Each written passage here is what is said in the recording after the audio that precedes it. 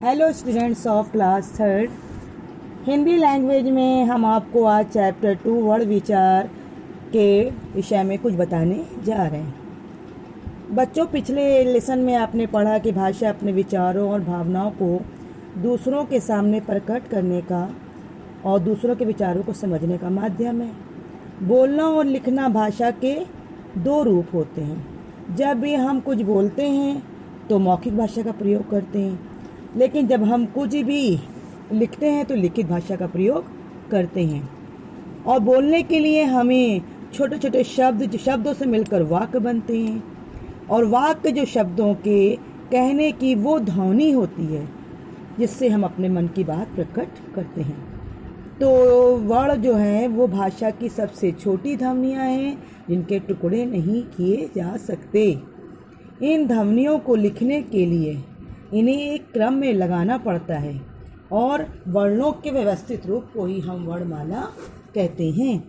वर्णमाला में दो प्रकार के वर्ण होते हैं, स्वर और व्यंजन। स्वर वो वर्ण होते हैं जिनका उच्चारण हम बिना किसी अन्य वर्ण की सहायता से कर सकते हैं। इनकी संख्या 11 होती है। छोटा, बड़ा, छोटी, बड़ी, छोटा ओ, बड़ा ओ, ऋण, ए, ऐ, ओ, औ, इस प्रकार से 11 स्वर होते हैं। व्यंजन जिन वर्णों को बोलने के लिए अन्य स्वरों की सहायता ली जाती है उन्हें व्यंजन कहते हैं। इनकी संख्या 35 होती है।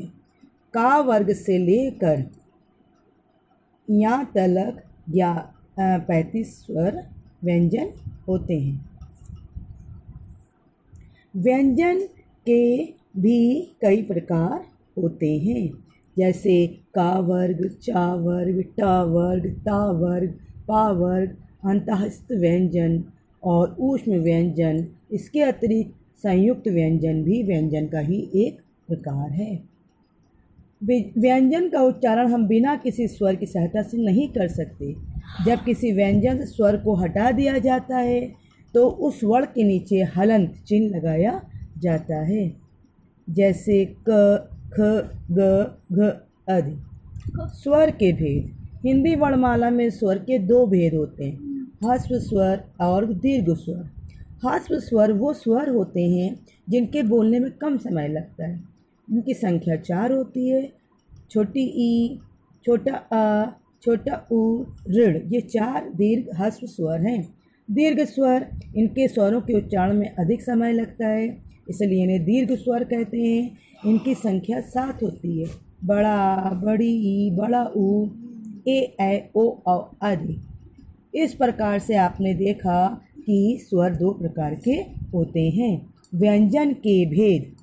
व्यंजन जो हैं वो 3 प्रकार के होते हैं, स्पर्श व्यंजन, अंतःस्थ व्यंजन और ऊष्म व्यंजन।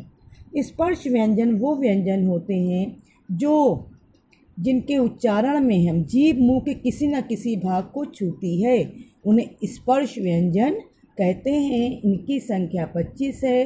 का से लेकर पा वर्ग तक स्पर्श व्यंजन कहलाते हैं। अंतःस्थ व्यंजन जिन व्यंजनों के उच्चारण में जीभ मुंह के किसी भी भाग से स्पर्श नहीं कर पाती उन्हें हम अंतःस्थ व्यंजन कहते हैं, जैसे या, रा, ला, वा।